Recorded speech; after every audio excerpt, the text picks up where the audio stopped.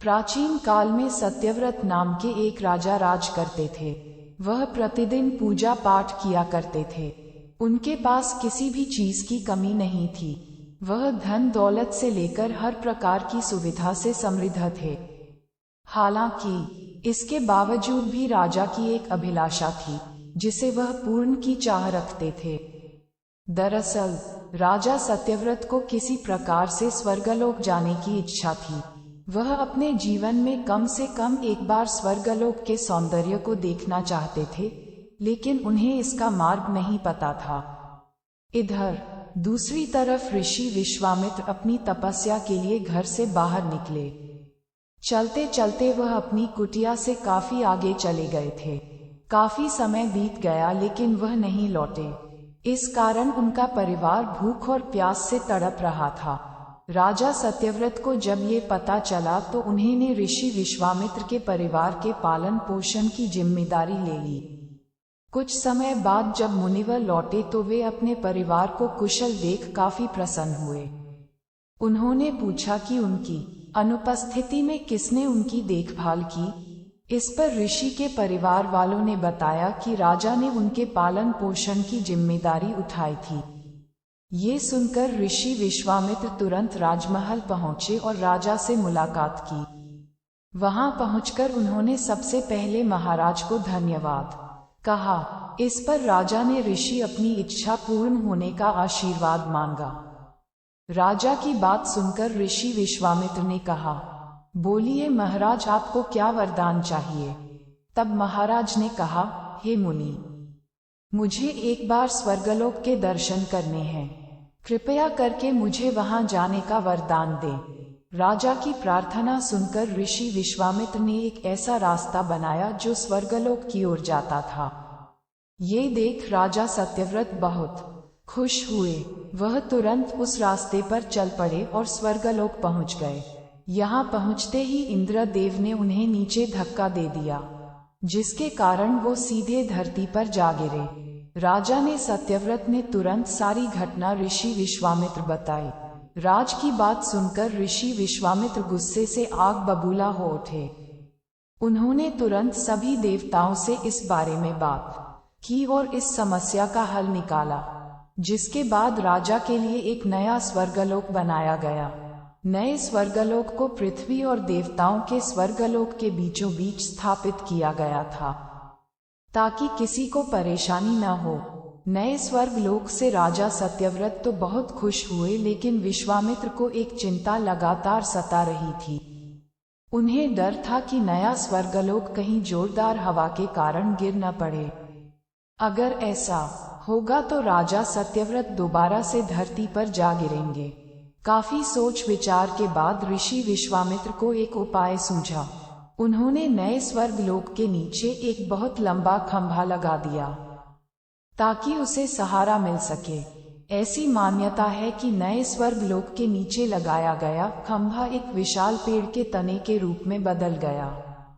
यही नहीं, कुछ समय पश्चात जब राजा सत्यव्रत की मृत्यु हुई तो उनका सिर एक फल में तब्दील हो गया। तभी से इस खंभे को नारियल का पेड़ कहा जाने लगा, जबकि राजा का सिर नारियल के रूप में जाना गया। यही कारण है कि नारियल का पेड़ इतना लंबा होता है। इस कहानी से हमें ये सीख मिलती है कि अगर सच्चे मन से किसी की मदद करें तो हमारी हर ख्वाहिश पूरी हो सकती है। एक समय की बात है, एक पंडित जी कई वर्षों तक काशी में शास्त्रों का अध्ययन करने के बाद गांव लौटे। पूरे गांव में शोहरत हुई कि काशी से शिक्षित होकर आए हैं और धर्म से जुड़े किसी भी पहेली को सुलझा सकते हैं। शोहरत सुनकर एक किसान उनके पास आया और उसने पूछ लिया, पंडित जी आप हमें ये बताइए कि पाप का गुरु कौन है। प्रश्न सुनकर पंडित जी चकरा गए। उन्होंने धर्म व आध्यात्मिक गुरु तो सुने थे, लेकिन पाप का भी गुरु होता है, यह उनकी समझ और ज्ञान के बाहर था। पंडित जी को लगा कि उनका अध्ययन अभी अधूरा रह गया है। वह फिर काशी लौटे, अनेक गुरुओं से मिले, लेकिन उन्हें किसान के सवाल का जवाब नहीं मिला। अचानक एक दिन उनकी मुलाकात एक गणिका वेश्या से हो गई। उसने पंडित जी से परेशानी का कारण पूछा तो उन्होंने अपनी समस्या बता दी। गणिका बोली, पंडित जी, इसका उत्तर है तो बहुत सरल है, लेकिन उत्तर पाने के लिए आपको कुछ दिन मेरे पड़ोस में रहना होगा। पंडित जी इस ज्ञान के लिए ही तो भटक रहे थे। वह तुरंत तैयार हो गए। गणिका ने अपने पास ही उनके रहने की अलग से व्यवस्था कर दी। पंडित जी किसी के हाथ का बना खाना नहीं खाते थे। अपने नियम, आचार और धर्म परंपरा के कट्टर अनुयायी थे। गणिका के घर में रहकर अपने हाथ से खाना बनाते खाते कुछ दिन तो बड़े आराम से बीते, लेकिन सवाल का जवाब अभी नहीं मिला। वह उत्तर की प्रतीक्षा में रहे। एक दिन गणिका बोली, पंडित जी, आपको भोजन पकाने में बड़ी तकलीफ होती है। यहाँ देखने वाला तो और कोई है नहीं। आप कहें तो नहा धोकर मैं आपके लिए भोजन तैयार कर दिया करूं।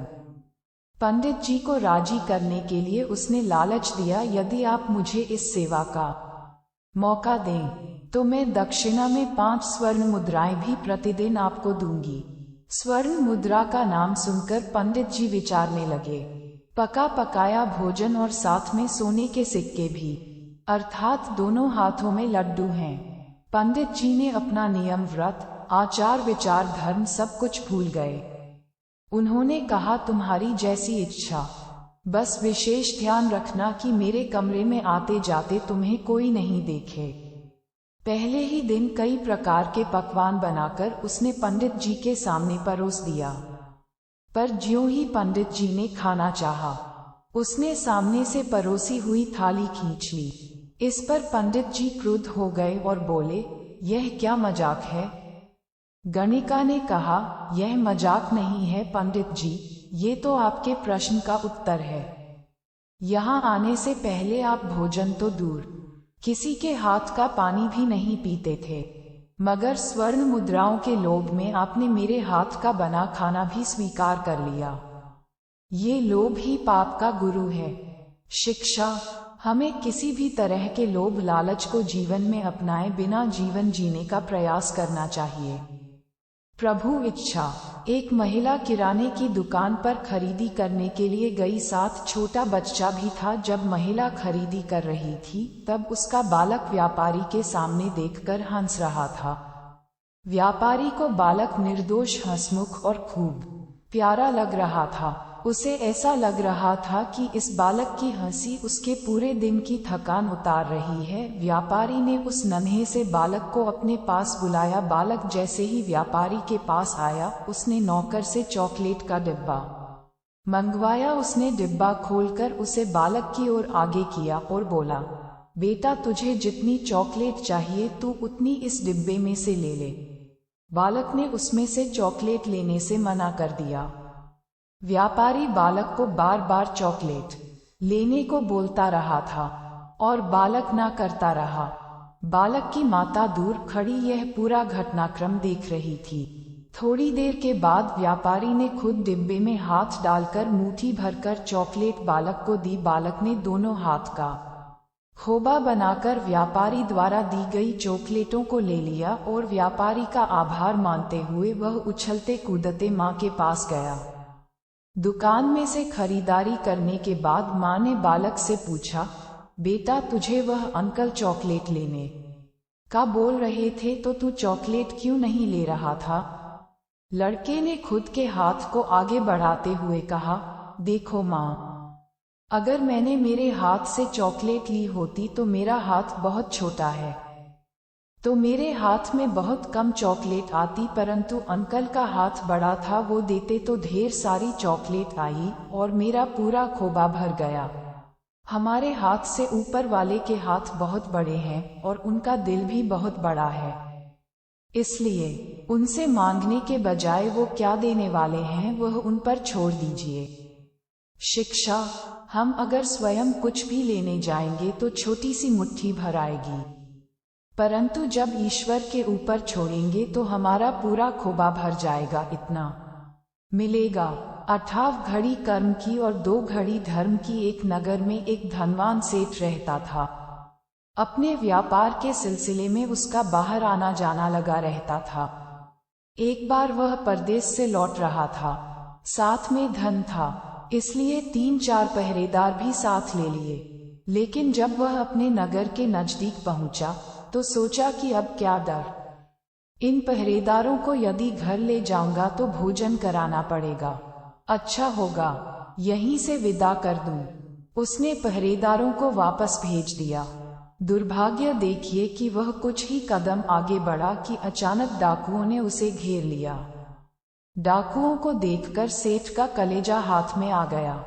सोचने लगा, ऐसा अंदेशा होता तो पहरेदारों को क्यों छोड़ता, आज तो बिना मौत मरना पड़ेगा। डाकू सेठ से उसका धन आदि छीनने लगे। तभी उन डाकुओं में से 2 को सेठ ने पहचान लिया। वे दोनों कभी सेठ की दुकान पर काम कर चुके थे। उनका नाम लेकर सेठ बोला, अरे तुम फलां फलां हो क्या? अपना नाम सुनकर उन दोनों ने भी सेठ को ध्यानपूर्वक देखा। उन्होंने भी सेठ को पहचान लिया। उन्हें लगा इनके यहाँ पहले नौकरी की थी, इनका नमक खाया है, इनको लूटना ठीक नहीं है। उन्होंने अपने बाकी साथियों से कहा, भाई इन्हें मत लूटो, ये हमारे पुराने सेठ जी हैं। ये सुनकर डाकुओं ने सेठ को लूटना बंद कर दिया। दोनों डाकुओं ने कहा, सेठ जी अब आप आराम से घर जाए, आप पर कोई हाथ नहीं डालेगा। सेठ सुरक्षित घर पहुंच गया, लेकिन मन ही मन सोचने लगा, 2 लोगों की पहचान से 60 डाकुओं का खतरा टल गया। धन भी बच गया, जान भी बच गई। इस रात और दिन में भी 60 घड़ी होती हैं। अगर 2 घड़ी भी अच्छे काम किए जाएं, तो 58 घड़ियों का दुष्प्रभाव दूर हो सकता है। इसलिए 58 घड़ी कर्म की और 2 घड़ी धर्म की। कहानी अच्छी लगी तो वीडियो को लाइक करें, अपने दोस्तों के साथ शेयर करें और इस कहानी से आपने क्या सीखा कमेंट में जरूर बताएं। और ऐसे ही ज्ञान से भरी और भी कहानी सुनने के लिए चैनल को सब्सक्राइब करें। धन्यवाद।